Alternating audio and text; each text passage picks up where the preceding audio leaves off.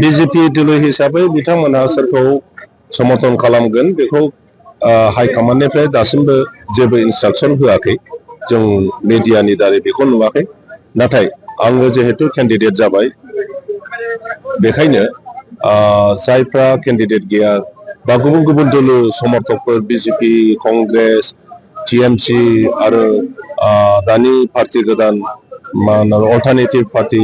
of बडोलेण्ड बेनि गासिबो वार्कारफोरजों आं सावरायदों आरो गोबाङा गाव गावनि बीजेपीआ जिहेतु केन्डिडेट गैया बबेथिं थांनो सोरखौ समर्थन खालामनो बिदि जाबाय थादोंमोन कांग्रेसनि केन्डिडेटखौ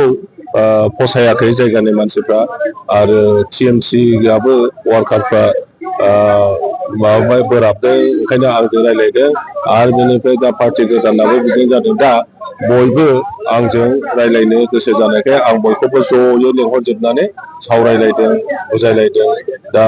व्यक्तिनि खोथासै दलीय सिद्धान्त गैया नाथाय व्यक्तिगत हिसाबै आंखौ समर्थन खालामनायनि गोबां वार्कारफ्रा दा ओंखारबोदों आं मोजां मोनदों जे एबार चिरां दुवाराव देरहानाया माने निश्चित जाबाय खारन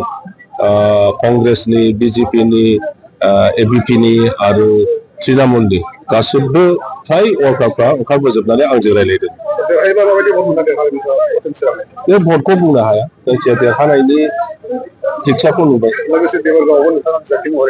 देबरगामियाबो बिराद मोजां देबरगामियावबो देरहानायनि फिक्सारावनो फैबाय आरो दा नों आसरित मोनगोन जे ओरैहाय माने सा ओनसोलाव दोलै नोगोरै बीपीएफ समर्थकानो गैला बायदि नुदों गामिफ्राव लोब लोब आदिबासिफोर ओंखारजोब्बाय गोरखाफोर ओंखारजोब्बाय राजबंशिफोर ओंखारजोब्बाय बर'फोर ओंखारजोब्बाय दा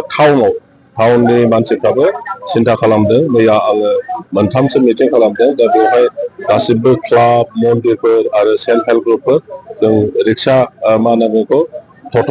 एस'सिएशन बास एस'सिएशन आरो टाउननि जि बिजनेसमेनफोरनि एस'सिएशन बिथांमोनजों आं गासिबो रायज्लायजोबदों